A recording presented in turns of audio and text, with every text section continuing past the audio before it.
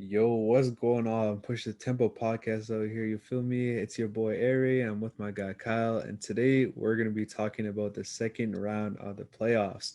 So, honestly, this second round of the playoffs has been pretty interesting. Most of these series went for, or about half these series went to a game seven, with the exception of two of them. So, pretty much 50%. Quick math, you feel me? But yeah, it's been a pretty interesting series so far and playoff round. So you want to go talk about some of these playoff runs, Kyle? Yeah, so this is really the first series we're going to talk about is really the only one that wasn't interesting, nor was it competitive. The Phoenix Suns and Denver Nuggets. Phoenix was the 2 seed, Denver was the 3 seed. Uh, you could just tell it wouldn't be competitive just because of how. I shouldn't say it wouldn't be competitive, but you could tell that Phoenix was going to win. They were heavy favorites considering just the litany of injuries that the Nuggets have had. Um, them having to rely on Monte Morris and Austin Rivers to continue to play really, really well, like they did versus the Blazers, just wasn't sustainable for a long stretch, you know. And when they played a good defense, it kind of showed because those guys weren't themselves, or I shouldn't say weren't themselves, but weren't the players they were in the first round. Um, a lot of credit to the Phoenix Suns; they're a really good team, and they handled their business. There's really not a lot you can say about this series besides the fact um, that just the Nuggets were matched. And if they had been healthy, I probably still would have picked the Suns to win this series, but it would not have been as like it wouldn't have been a clean sweep in my opinion. Yeah, honestly, I didn't think that this was gonna be a sweep right off the bat either, to be honest. Especially with the healthy teams. But to be honest, like you said before, this wasn't really that interesting of a series. I guess the most interesting thing was that guy, Sons in Four guy, punching the other fan. I thought that was pretty cool and funny. But other than that, like you said before, it wasn't that interesting at all. But one thing that was pretty cool was how dominant the Suns really were. And you know, in our other podcast, me and you were the only ones that had the Suns even making the playoffs, and this is far exceeding my expectations. I did not see them beating the Lakers. Before the season started, that is, and then beating another team right after that. So being a second seed and getting this far in the season and the playoffs is pretty impactful and great for this franchise. So big ups to the Suns, and we'll have to see the next round. But like you said before, that first round wasn't that impressive, and the Nuggets. I mean, I shouldn't say it's not impressive, but like this series just the way the Nuggets played. Michael Porter Jr. He was really heavily relied on. He was like there was a lot of pressure on him to be that second guy, and he had some good games, but his biggest problem was that Chris Paul would target him and Nikola Jokic in the pick and roll repeatedly, and he would hunt them. And when Jokic would drop, particularly in Game Four, like Chris Paul just took over and hit. I think he scored like 14 points straight or something on like Michael Porter Jr. and Jokic like defensive breakdowns because they just couldn't keep up. This was a great series for him, and it was a great series for Devin Booker. Uh, I mean, you can say that the Suns, like blah blah blah, they've gotten kind of lucky. You can say that in the playoffs. I don't really think that way because you play who's in front of you. You don't control injuries, but props to them, man. They came in, they handled their business before the series started. I thought the Nuggets would maybe get one game, but a lot of credit to the Phoenix Suns. If anything, in my opinion, this series makes the Portland Trailblazers look even worse. Like, how did you lose to this Nuggets team? You know, when you were pretty much healthy, I should say. How did that happen? That to me is the biggest takeaway. Yeah, 100%. I mean, the Nuggets. I don't want to say they look completely lost, but they definitely looked outmatched in this series. And them beating the Nuggets, or the Nuggets beating the Blazers, does make the Blazers look bad. So definitely agree with you there. But yeah, with that said, do you want to hop into the next series? Honestly, there's really not too much to talk about in this series. Sure. So the next series then that we're going to talk about is the other Western Conference series. It's the LA Clippers defeating the Utah Jazz in 6 games. The Clippers lost two. They lost the first 2 games by very narrow margins. They lost game one by 3, and then they lost game two by, is it like 6 or 7? And then after that, they just came out and thoroughly dominated the Jazz the rest of the way. Games 4 and 5 Game five was close. Game four, the Jazz started to kind of make a comeback, but the Clippers snuffed it out. I think we recorded the day after Kawhi Leonard got hurt, which is really the biggest, like most notable thing that happened in this series. So I'll let you go first, and then I have a little bit more to say as a fan of the Clippers. Yeah, for sure. Honestly, man, that was definitely an impressive closeout by the Clippers. Being down 2-0 and then coming back and winning is great. I mean, they did in the first round, but this is the Utah Jazz, and I know I've been ragging on them from the beginning of the season, saying they wouldn't make playoffs and how they proved me wrong. But honestly, this team looked pretty complete if you ask me. I mean, I don't think that Rudy Gobert is that great, but they were completely exposing him like we talked about in the last podcast episode. But honestly, man, being down Kawhi Leonard and being down 0-2 and winning a game in Utah is super impressive. And honestly, man, the narrative of the whole Paul George playoff P thing, man, I hope everyone knows and understands how wrong they were. I mean, yeah, one bad playoff run doesn't define your entire career. Paul George was going off, and the rest of the Clippers really did their job. I mean, Reggie Jackson became a number two, and before the season started, who could say, "Yo, Reggie Jackson is a legitimate number two option in terms of scoring"? Rudy, he was taking Rudy Gobert, like he was literally taking him contact with him in the paint and hitting these sub shots over him. He was taking him out to the perimeter, shooting over him. And honestly, it was just impressive all around. Not just these two guys, Terrence Mann, the man of the hour, you know what I mean, or the game, the man of the game, whatever you want to call it. All this corny stuff that you see on Twitter or whatever. He was a beast. Patrick Beverly did his job. Honestly, man, like that was a great series, and even though it went to 6 games, I definitely thought that that series was fun to watch, and it just shows that the Clippers are different. And I mean, I know you can talk on this, but like the coaching is a little bit different than last year, and I know you're probably going to say something about that, so I'll let you go ahead. So I kind of have two points that I want to make. First, I'm going to dialogue a little bit if that's okay. The first, I want to just give my quick analysis as to why I think the Clippers were able to win this series, like what they did well and what the Jazz didn't do well. And then second, I'm just going to kind of talk about what it means to me as like a fan watching that, particularly Game 6. So, one of the main reasons the Clippers were able to win this series, and particularly in Game 6, was obviously because they were able to make Rudy Gobert come out and defend in space. Uh, he had to be put on Terrence Mann because out of all the Clippers' 5 out offense, Terrence is probably the weakest shooter. And for a while, and I believe early in the series, it kind of worked because Terrence was a little hesitant to shoot. But in Game 7, man, once he got into it, and I'll talk about it later, he buried the Jazz. But and that's not the only thing that really kind of handicapped the Jazz. What, in my opinion, handicapped them even more is the fact that even though the Clippers went small against the Jazz, Rudy was not able to punish them.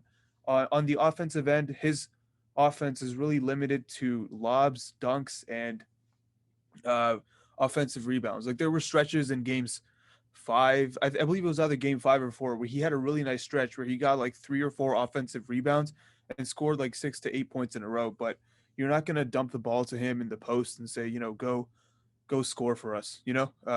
He's just not that type of player. He's really good in the regular season defensively, and he was the best defender in the league in the regular season. It just didn't translate to the playoffs because the playoffs are a different game. You don't you don't play one team and then forget about them until you play them the next time, like you do in the regular season. You have to beat a team 4 out of 7 times, and you're going to get game planned for in those series. And that's kind of what happened here. The Jazz were really, really missing Mike Conley. As great as Donovan Mitchell was in this series, and he was hitting really difficult shots, and he was playing really, really well. They missed Mike Conley's playmaking heavily. And when he came back in Game 6, you could tell that he just wasn't 100%. Similar to James Harden, that hamstring was really, really bothering him. And you could tell that he just wasn't himself. Could it have been different if Mike Conley had played? Sure, but it could have also been different had the Clippers had Kawhi Leonard. Um, and obviously, at the end, what you were talking about, that the Reggie Jackson was going at Gobert and stuff, that is true. But at the same time, I don't blame him for that. I blame every other player on the Jazz's perimeter that just couldn't keep their feet in front of the Clippers offensive players. Like everyone on the Jazz was getting blown by Royce O'Neal, Donovan Mitchell, Bogdanovich. They were all getting blown by the Clippers players, and Rudy Gobert had to, he had to cover up for so much. There was just too many holes for him to patch everything together. That's just my take on that. And now I kind of want to talk about Game 6 specifically, because I mean, this is, as a Clippers fan, this is the first conference finals they've ever been to, and it really means a lot. And I want to talk about Terrence Mann specifically. Like you said, man of the hour, man of the game, whatever. Uh, him being him scoring 39 points, burying the Jazz from three when their game plan was let Terrence Mann and make Terrence Mann beat us, and if he does, we'll live with it. And him doing what he did is so impressive. Just considering the player he was, not just last year, but at the start of the season when there were question marks about his role, and him stepping into it and playing this well, it's really a testament to how hard he's worked and the Clippers development staff. Like, and another thing that means a lot about him and the Clippers winning this series is that he is a player that wasn't traded for by the Clippers. He wasn't signed in free agency. They drafted him in the second round. And if you look at the Clippers' history of drafting, it hasn't really been good. And the guys they have drafted, sometimes some of them turned out well. Like Reggie Bullock, for example. Reggie Bullock is a solid player now. He didn't play nearly enough when he was on the Clippers. He didn't play enough, and he should have played more. Um, so him doing what he did means a lot. Obviously, Reggie Jackson had a great game. Paul George did his thing. Kind of started off a little shaky, but finished really strong. Um, Nick Batum, I know he doesn't get a lot of he's not really wasn't really a huge thought of after the game, but his work defensively, not just in this game, but in the entire playoffs, his deflections, his blocks, his everything. He's been phenomenal defensively. And I'm gonna end with this, and I'm gonna stop ranting. Sorry, but uh, what's it called? Just like it means a lot, man, to the Clippers and like our fans who have seen countless playoff collapses. And early in that third quarter, it was looking like we were going back to Utah for a game seven. Um, I said that it would be very difficult for them to win in Utah in game seven, but the Clippers erased a 25-point lead in less than a quarter. And a lot of that was on the back of Terrence Mann. He scored 20 points in the third quarter alone. I'm pretty sure that's the most points scored by a Clipper in a quarter in playoff history. So just big props, man. And it doesn't matter to me, in my opinion, it doesn't matter how this next round fares out because Kawhi's hurt. But so far in my like this season to me has been a success. Making the Western Conference Finals, down your best player the last two games of the series and still win both. It means a lot, and it's in my opinion really impressive. And hats off to everyone on the Clippers, from Coach Ty Lue to Paul George, who deserves a lot of praise for what he did, to Terrence Mann, to Reggie Jackson, just everyone from number 1 to 15. They all deserve a lot of credit. Sorry for went on a little too long there. Nah, man, you won't make me cry, bro. That was deep, bro. That was deep. Nah, nah, I'm just playing, but yeah, no, definitely, man. 100%, man. This Clippers team is a lot more relentless than I thought. Man, I kind of want to say it reminds me of like an underdog team. Like I felt like they were the underdog in the series, and they showed up, proved that they were a good team, and here they are in the Western Conference Finals. So one take I just want to say is I really like the adjustments that they made. I mean, it's something that some coaches don't really do. I'm pretty sure we're gonna get into that later on in the this podcast episode. But I mean, putting aside Terrence Mann for or putting aside Marcus Morris for Terrence Mann, that was a great decision. That's something that that's a hard decision to make, don't you think? And even though he's like the hot hand, I definitely think that's a tough decision. No, And no, you're definitely right, man. Like I was kind of surprised after, like, because I watched the game obviously, but in the moment I wasn't thinking of it. Like Marcus didn't play that much. It was really Terrence, it was Pat, it was Reggie. Like those were the Clippers' other guys besides Paul George and Nick Batum that played a lot. And that to me, it just goes to show like how good of a coach Ty Lue is, man. Like he's not afraid to bench players when another guy has it rolling. And another thing that really is really impressive to me is like how the guys take it, you know? How like this year and compared to last year, like you were talking about the underdog mentality. Last year, we can agree that the Clippers they seemed like an arrogant team, you know? Like they thought they were just gonna walk to the Western Conference Finals, walk to the finals. Like that's what a lot of the talk was around the Clippers last year. But this year they're more of the team that doesn't give up. Like I believe it was game two where they lost the game. They lost by six, but they erased a 21-point lead and just ran out of gas at the end. Like Reggie Jackson scored like 15 points in that quarter by himself. Like this team, even though they have the star power and now with Kawhi being out, it's a dampener on the season, but they just haven't given up. So that's why I don't doubt them anymore. The Clippers curse is broken. Like this is not the same team from last year. They're very different, and it just goes to show just how much of a culture change like Ty Lue has brought to the team. Yeah, no, 100%. I mean, he's making use of guys that were like on the verge of not being in the NBA. Do you remember when Nick Batum did not even play in like the last 3 seasons? Like, I completely forgot about him. And obviously, I don't know if it was like 3 seasons or not, but I just remember that he was basically sitting on a really bad contract and he wasn't playing. Now, this is a guy that's defending. I mean, he's made so many great reads in the paint. Just from watching that series, I saw him take in a lot of passes in the paint and intercept them, turn into fast break points, and he's also hit a lot of clutch threes. So quick shout out to him for turning that around. On top of that, Patrick Beverly, this is a guy that didn't even play in the Maverick series in games 4, 5, 6, and 7, I believe. Um, and then he came through. You know what I mean? He was defending uh, the best player on the opposite team, and Donovan Mitchell at a high level. You know, the game before we talked about it last podcast, he had 4 blocks, which was the most out of both teams, and that's some underdog mentality, man. And I'm really liking it. And I hope the Clippers can keep it going. It kind of sucks to me because I like both the Suns and the Clippers, but you know it's the NBA, and we're gonna have to see what happens. But yeah, do you want to hop into the next series? Yeah, let's do it. So the next series then we're gonna talk about is the Milwaukee Bucks and the Brooklyn Nets. I believe we recorded an episode after the Bucks lost. Was it game five, right, where they just collapsed at the end and Kevin Durant had one of the best playoff games ever. After that, man, I thought Milwaukee was dead in the water. Um, I maybe saw them. I saw them winning game five, game six. I'm sorry, game six because they were at home and the home team had won every game until game seven, but they pulled it out at home. Giannis didn't shoot a lot of jumpers. Did he even shoot any jumpers? I don't remember, but Chris Middleton and Giannis came to play in that game.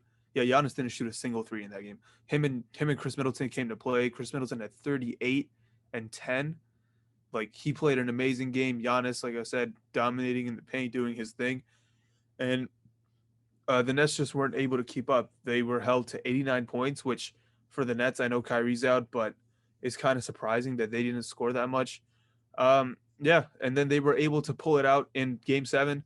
Game Seven, one of the better games. You know, Kevin Durant, and it's crazy to think that if he had just worn his regular shoe size, because I read somewhere that he wears like a size or two larger than his actual shoe size. Uh, like if he had just worn like regular size shoes, that shot that he took, where his foot was on the line or his shoe was on the line, like they probably would be in the Eastern Conference Finals right now. But big credit to Milwaukee. I'll let you go. Sorry for rambling. What were your thoughts on this series? Yeah, no, that post that you're talking about, I seen that too. He wears a size 18, so he gets a better fit. Yeah, I seen that. I was like, yeah, that's kind of tough, man. Honestly, man, I wanted the Nets to win, and I totally thought they were gonna pull it off. I still think that Giannis is somewhat of a fraud. I like that he turned around and didn't really shoot that many jump shots. His shot selection was a lot better, which could have been a possibility on why they won. And honestly, I think that's one of the biggest reasons why. And on top of that, I felt like the Nets were doing a little bit too much iso ball, and I think there's a reason for that. I mean, none of the other guys were really making shots. I know the game before, Jeff Green hit like 6 or 7 threes or something crazy like that. This game, he didn't hit a single three. Game seven, that is. Shaman didn't even play, and then we all know Harris has been like literally garbage. And he's supposed to be like the 3-point champion or the best 3-point shooter in the regular season, And honestly, man, it just felt like it was a lot of iso ball. James Harden wasn't right. So, I mean, I kind of see why the Nets kind of fell off. They were probably exhausted. Whatever the reason is, it just felt like the offensive flow on that team, on the Nets, wasn't really there in game seven. I mean, KD shot 36 shots. Like that's a lot of shots, yo. But I mean, like he is probably the best player in the world. So we'll leave it at that. But I still think that the Bucks are frauds, but they probably still will make it to the finals, um, considering who their matchup is, which is the Hawks. But yeah, honestly, man, this series was pretty entertaining. Not gonna lie, it went from one side all the way to the other side. The first two games, they had like I believe the Nets had like a 49-point lead at one point, and I thought, yo, this is gonna be a blowout of a series. Even they might win one or two at home, but damn, did they come through? But yeah, I still think that the Bucks are frauds in my opinion. I'll let you talk on that. Man, I what we saw from like who would have thought that Brooke Lopez shooting that shot, or not even looking at the rim and getting the shot clock violation at the end of regulation, and then turning it around, having a huge block in overtime, and really helping his team out like with that play. Like who would have thought, man? Chris Middleton, he kind of struggled shooting, but it's game sevens, it happens. Drew Holiday was terrible through like three and three quarters and three quarters of the fourth, but then he hit some big shots late. Uh, man, yeah, I just like nobody on the bench for the Brooklyn Nets gave them anything. Like nobody scored from their bench. Like you mentioned earlier, Joe Harris had a really really bad series. He just was not shooting at all.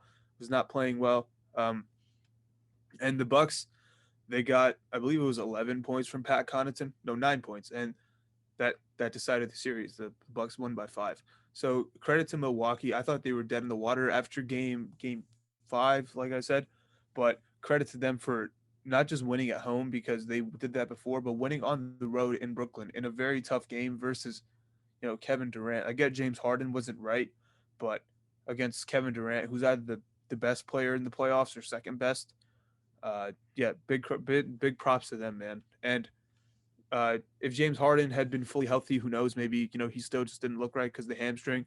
But it is what it is. So big props to the Bucks. Happy they made the Western Conference or Eastern Conference Finals, and I'm happy Brooklyn lost.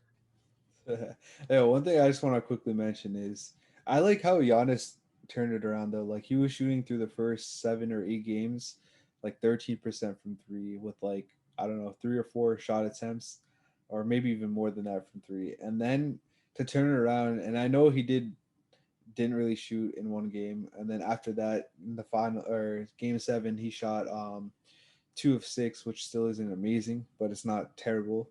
um After doing that, and even though they were bank shots, so, hit the bank, I guess the bank is open or whatever. I kind of like that he switched up his shot selection, and you can see it was a lot more effective.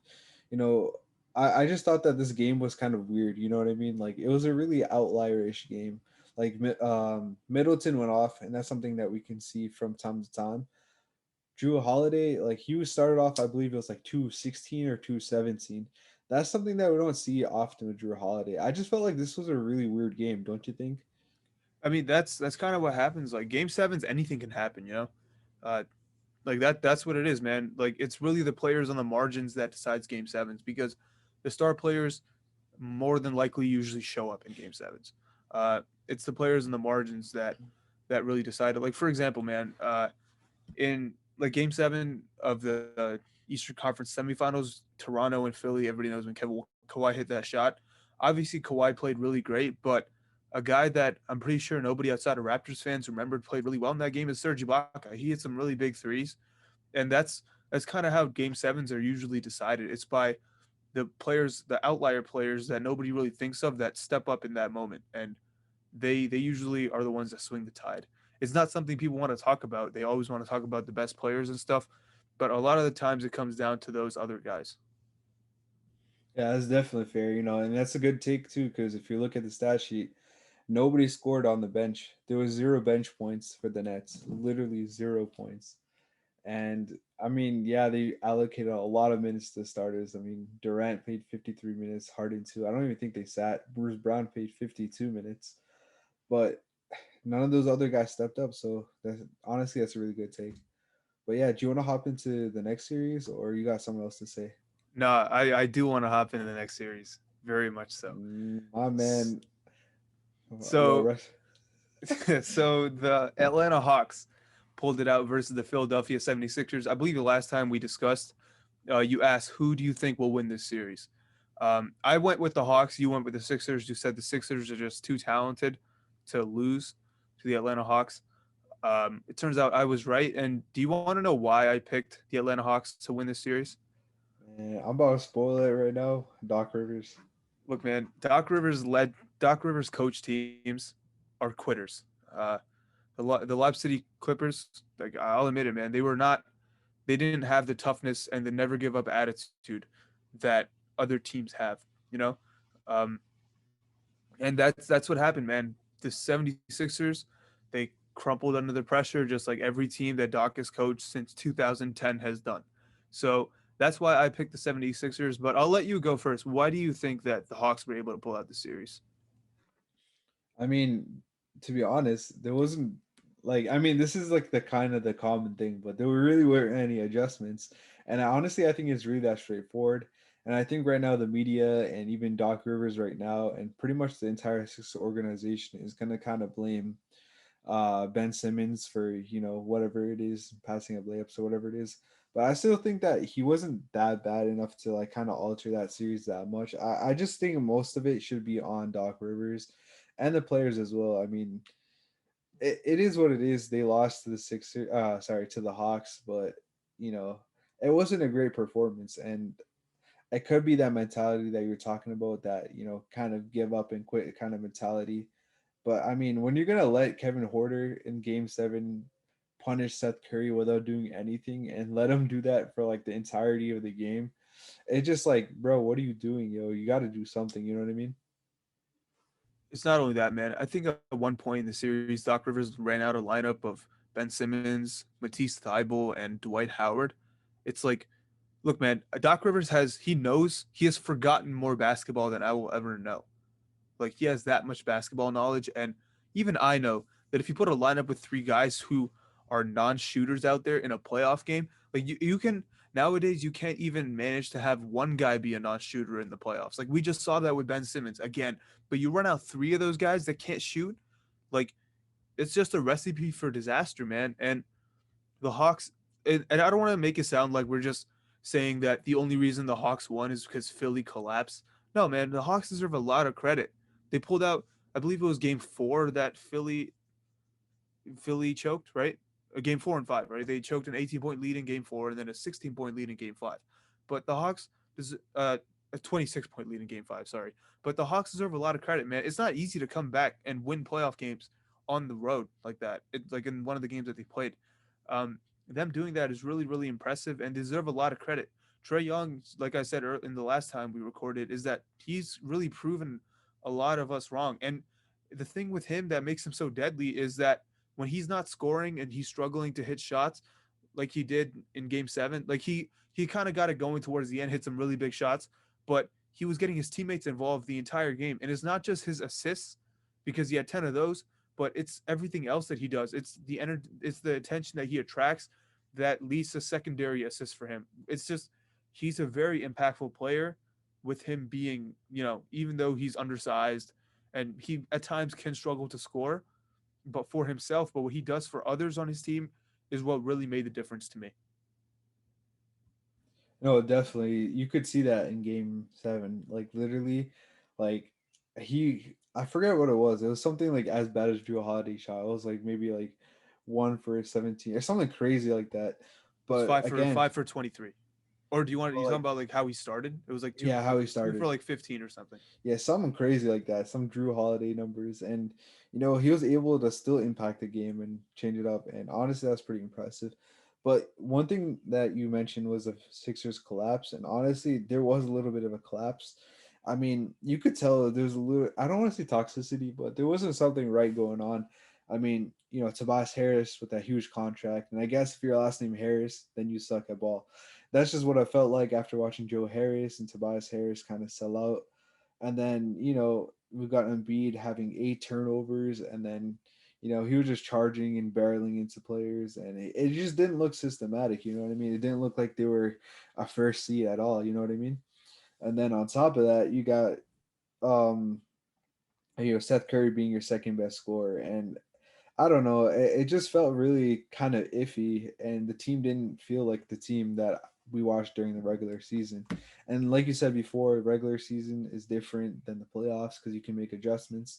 But credit to Nate McMillan and the Hawks for really putting one up on the Sixers like that. It was definitely impressive. I ain't gonna lie, I thought it was a pretty good series, and Trey Young doing it again, But yeah, that's pretty much it. That's pretty much all I have to say. One other thing though, yo, just saying, if Danny Green played, it would have been different. You feel me? But like, yeah, No, it wouldn't. So I have one thing to say about the 76ers. A lot of people are piling on Ben Simmons, rightfully so. I think he averaged like 9 points in this series, and we know he's not a scorer, and that's not his strong suit. He's a great defender.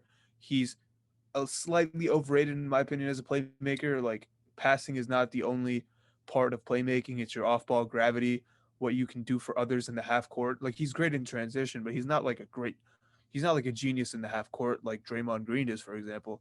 Um, but I think a lot of blame is being shouldered on him unnecessarily. Like we know what his weaknesses are. He would be better in a situation where he didn't have to. And I'm not trying to say this to like completely void him of any blame because he deserves some blame, but he would play better in a situation where he didn't play next to Joel Embiid and the pressure wasn't so much on him. Like he's not a point guard. At the end of the day, he's a power forward who needs to play next to a spacing center. Like I have a friend who's a 76ers fan, and what's it called? I shot like a fake trade at him that what if the 76ers traded D'Angelo Russell, traded Ben Simmons for D'Angelo Russell, and maybe like another piece, you know, beneficial to both teams. Like Cat would be great with Ben Simmons. Ben Simmons could kind of cover up for some of Cat's deficiencies as like a defender in space. While because Cat is such a good 3 point shooter, like him being out on the perimeter as much is not really that much of a loss. Like Joel can shoot it, but Cat's probably the greatest 3 point shooting big of all time, and that's not even an exaggeration. He's that good of a shooter. Um, but I think there's a lot of blame to go around. Like Joel Embiid, like I get that he scored a lot, and I think he scored like 12 points or something in the fourth quarter of Game 7. But like people, like you've seen the play where Ben Simmons turns away from Gallinari and passes the ball. You know what I'm talking about? You know that play yeah, I'm it's talking a about? it's a Matisse Thybulle, and he gets fouled. Yeah, yeah. So that play, obviously, bad decision from Simmons, but you could tell he's just so far in his own head that he's second guessing himself, and he's just lost confidence. But don't forget that Joel Embiid turned the ball over like 2 plays later, and that Mhm. kind of sealed it for the 76ers. It kind of sealed his chance to winning. And he turned the ball over a lot in the last couple games, particularly in the second half. I believe he was averaging like 4 or 5 turnovers, might have even been more in the second halves of games 5 and 6. So a lot of blame to go around. Tobias Harris was allergic to the rim in this game. Like I don't know. Like, did you see how many layups he was missing in this Could game? not make a layup. That's what It I'm was saying. insane.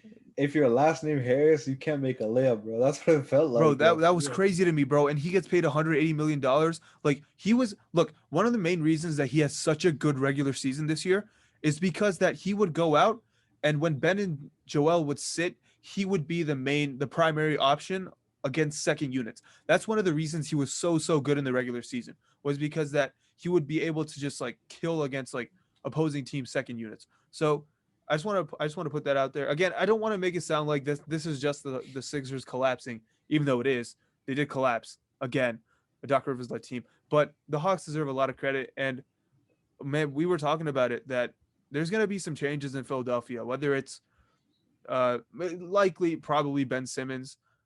But who knows, man? Like there's a lot of stuff that can go on. The NBA is very predictable. My apologies for going on and on. No, no, 100%. I'm with you. There's definitely going to be a shakeup. In my opinion, I think they're going to kind of scapegoat Ben Simmons. And you mentioned that he could get traded to the Wolves. I think that would be a pretty dynamic duo. Talking about Cat, did you see that video where Simmons is talking to Cat over whether it's PlayStation, whatever it is? I think Yeah, he's yeah. playing COD.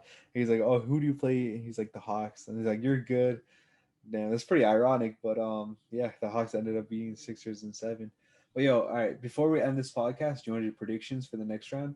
Sure, but I just have one last thing to say about the 76ers. My bad. Yeah. No, go for it. So obviously Ben Simmons is a great defensive player, and the question is asked by like some Sixers fans, because a lot of them at this point have turned against Ben Simmons and want him traded. Um, but some still ask that if we trade Ben, what the hell is going to happen to our defense? Particularly perimeter. Like obviously Joel Embiid is a great rim protector, but what is going to happen to our perimeter defense? Like Seth Curry can't guard. Tobias Harris is not like an elite stopper, but dude, Matisse Thybulle is right there. Matisse Thybulle was all defensive second team this year, I believe, and he's in his second year. If he can just like manage like a consistent corner 3-point shot, dude, he's an elite role player the rest of his career. And that's not even factoring in him improving past that.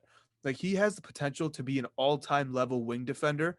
Like I know he made a mistake at the end of the game, fouling Trae Young on the three-pointer, but man, he's still very young, inexperienced. Like that's gonna happen, man. But he has the potential to be an elite wing defender, and that's one of the reasons that me personally, I'm fine with them moving on from Simmons, because that Matisse Thybulle can really slot into that role well, man. That's the last thing I'm gonna say. That's just No, something I one had in mind. hundred percent. He was a Celtics pick that ended up getting traded to the Sixers, and honestly, I was really high on him just watching his game. I remember the first game I ever watched him play. It was opening day against the Celtics, and the first play he got absolutely cooked by Kemba. Like this isn't cardiac Kemba. This is like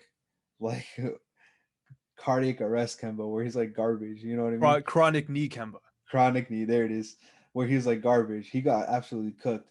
And then maybe 2, 3 plays later, he comes back and has a huge block on Kemba and then dunks him on the other side. And this is something that I've seen him do throughout the series and his career. He's a great defender, man. And under the guidance of Danny Green, I could see him definitely becoming an elite role player, as you mentioned. But yeah, no, I definitely agree. He's going to be great for the rest of his career, and I think the Sixers should be fine in terms of defensive capabilities as long as he's around. You know what I mean? But yeah. All right, you want to get into the predictions? Yeah, sure. So who do you have winning Atlanta versus Milwaukee? I think this is, in my opinion, pretty self-explanatory. I mean, the Hawks have been surprising, at least surprising me, in the playoffs. That is, but I still think that the Bucks are going to come up on top. The Hawks are really missing their best perimeter defender in DeAndre Hunter. Um, is Cam Reddish playing too? Right, he's not playing either, right? No, him and DeAndre Hunter are out. Which, man, like DeAndre Hunter, like if he hadn't gotten hurt in the regular season, man, I don't know if he would have won MIP, but dude, he was really good, and he was really good in the playoffs too. Like he's a very underrated player. So I just want to put that out there. Yeah, no, he was great. I think that they're gonna end up missing him. No one's gonna really be able to check on Middleton or Giannis, in my opinion. I mean, Clint Capella has been great, but you know, I I just think that the Hawks are gonna get into some trouble over here. What do you think? Man, I don't want to doubt the Hawks, but I really like Milwaukee. Milwaukee, as great as Trae Young is, Milwaukee has the better player, the best player in the series, I should say. And Drew Holiday is a great defender. Uh, he's gonna really have his work cut out for him guarding Trae Young. But I believe in the last regular season matchup they played, Trae really struggled when guarded by Drew Holiday. So I'm gonna say Bucks. I think Atlanta can make it go like a really tough series for Milwaukee, but ultimately I think the Bucks will pull it out and go to the finals. For sure. I agree. All right, let's hop onto the other side then. So, what are your predictions? Phoenix and the Clippers. Oh man, this is tough. All right. So I'm hearing that Chris Paul could be back this series. And I think that's going to be pretty detrimental. Getting game one is a huge up for the Suns.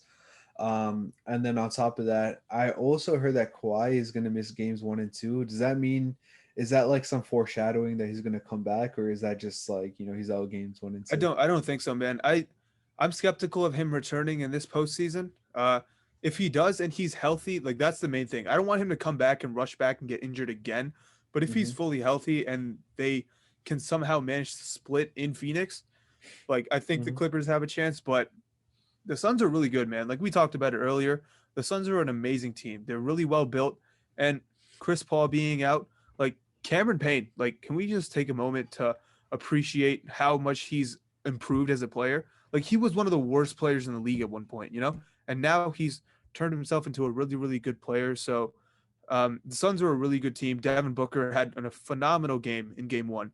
Like, the Clippers just could not keep up with him, and they have to play him, in my opinion, like they played Luka Doncic. You have to make him either score, you can, or play make, but you can't let him do both because when the Clippers trapped him, like this is different. This was what was different from the Utah series. Donovan Mitchell missed a lot of open passes that could have resulted in buckets or secondary assists when the Clippers would trap him. Devin Booker, when they tried that with Devin Booker, maybe they could be better about like with how they trap and like the quickness of it. But Devin Booker carved them up with his passing. A 40-point triple double. He was really good. I don't mean to like go into game one of the Clipper series, but if Kawhi is out, like for more than 2 games or whatever, if he misses a series, like I think the Clippers season probably ends here. Unfortunate. It's unfortunate, but the Suns are really good, so it's not Yeah, it's not like a disappointment, I should say. yeah. Honestly, I agree with you. I feel like these two teams have a really similar play style. If you're thinking about it, they both have athletic, um, like a guard, athletic guard. So Donovan Mitchell to Devin Booker, and we all know Clippers have somewhat of a little bit of a problem guarding these players. So that's another similarity. Then they've got their perimeter shooters. So on the Sun side, you got Jay Crowder, Mikal Bridges, some of these other guys. And then it's very similar to the Jazz where they had Bogdanovich and Joe Ingles and so on. And then you've got a pretty good defensive big as well. So I feel like it's a very similar team in terms of structure. I just think that the Suns are a little bit better than the Jazz are because they have one more piece. They have Chris Paul, and I think that he is light years above Mike Conley. Mike Conley also didn't play, so I think that Chris Paul could be a huge deciding factor. And honestly, I think that this series could go either way, and it's really hard for me to pick. But I'm gonna ride the hot hand and the momentum. I'm just gonna go with the Suns this series. No, man, I don't think the Jazz and the Suns are similar at all, man. Like obviously, like you I'm have talking the about like not play oh, you style. talk I'm about like just talking structure, okay, like yeah structure. Yeah, but the thing to me is though, like with the Suns, like the main difference to me between that differentiates them from the Jazz is that they have a center who can punish you for playing small. Like DeAndre Ayton attacks the offensive glass. He has touch around the rim. Like huge props to him as well. He's another guy that deserves a lot of credit. There was a lot of questions about him coming into the postseason, how he was going to defend AD, how he was going to defend Jokic, but he's really showed up and he's played really, really well and done everything you'd want from like a role player center, but he's just so much more than that. So him being as good as he's been, like he's the Suns X factor, and if he keeps up this play, like it'll be tough for the Clippers to win. yeah, 100%. Yeah, no, I definitely agree with that. I honestly I think this series could go either way, um, but I'm gonna roll with the Suns. What about you? You didn't say, bro. You said Suns. Yeah. Oh, I just got one more thing to say. Yeah, If Rondo plays more than like 8 minutes a game, the Clippers are gonna get swept. Rondo was terrible yesterday. He was the worst Clipper, and I had to watch DeMarcus Cousins play 15 minutes and barely be able to move defensively. Like I get Rondo hit a three at the end of the game that kind of gave the Clippers a chance, but that doesn't take away from how bad he was the rest of that game. Similarly to Paul George having a bad fourth quarter by like his shooting standards, but it doesn't take away from how good he was the first 3 quarters. Like Ty Lue, I get he was trying to like not run his guys into the ground. Like nobody on the Clippers played more than 39 minutes, but like Rondo, like there's no reason that Rondo should be playing more than Patrick Beverly. Rondo has been terrible outside of like 2 games in the playoffs. So that's something I hope that Ty Lue fixes. Sorry, my bad. no, you're good for sure, for sure. All right, we'll have to see, man. We've got a final four out here. We've got the Suns, first time champions, Devin Booker and Chris Paul, the notable ones. And then, of course, we got the Clippers, notable mentions. Got to mention Paul George. And then that would be Kawhi's fourth chip. Is that Third. right? No, it's his third. His third chip. Maybe another finals MVP for him. And then on the other side, we've got obviously Giannis. That would be the big for him. it could be him. And then of course we got Trey Young. So those are like the notable guys to get their first championship. We'll have to see.